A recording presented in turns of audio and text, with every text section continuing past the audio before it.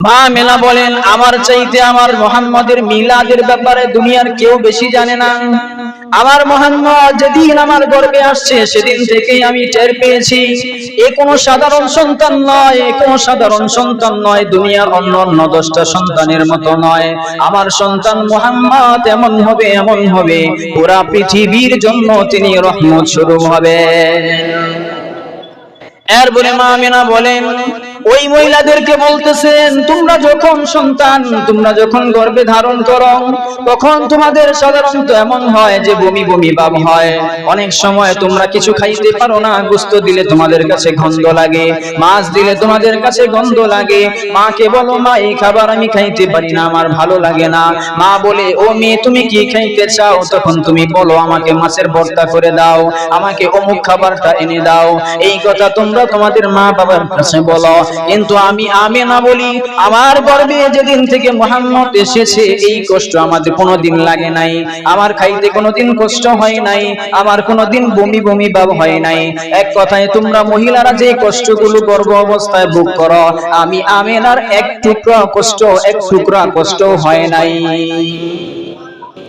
মা আমেনা বলেন, যখন তোমাদের গর্ভে সন্তান আসে তো আল্লাহ তাআলা তো তাকে স্বপ্নে জানায় দিয়েছেন, ও আমেনা তোমার গর্ভে যে মুহাম্মদ আছে এই কথা তুমি কাউকে বলবা না।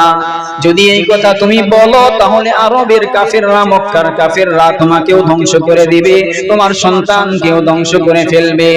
আমেনা বলে, আয় আল্লাহ, আমি তো হয়তো 2 মাস 3 মাস পর্যন্ত আমার গর্ভে যে সন্তান আছে এটা গোপন রাখতে পারবো, কিন্তু 2 মাস 3 মাস পরে তো আমার পেটটা যখন আস্তে আস্তে বড় হয়ে যাবে তখন তো আমি না বললেও মানুষ জেনে যাবে আমার গর্ভে সন্তান আছে, তখন আমি কি করব? আমাদের মহিলাদের গর্ভে যখন সন্তান আছে তখন তাদের পেটটা বড় হয়ে যায়, বড় হয় না? তো মা আমেনা বলেন, যখন 2 মাস যাবে 3 মাস যাবে এই সময় তো আমি লুকায় রাখতে পারবো, কিন্তু যখন আরো সময় বেশি হয়ে যাবে তখন তো আমার পেটটা আস্তে আস্তে বড় হয়ে যাবে, তখন আমি যতই লুকাইতে চাই লুকাইতে পারবো না, তখন মক্কার নারীরা দেখে ফেলবে যে মা আমেনার গর্ভে সন্তান আসছে, তখন আমি কি করব? আল্লাহ বলেন, ও আমেনা তুমি চিন্তা করো না, অন্য মহিলাদের গর্ভে সন্তান আসলে 3 মাস 4 মাস পর আস্তে আস্তে তাদের পেটটা বড় হয়ে যায়।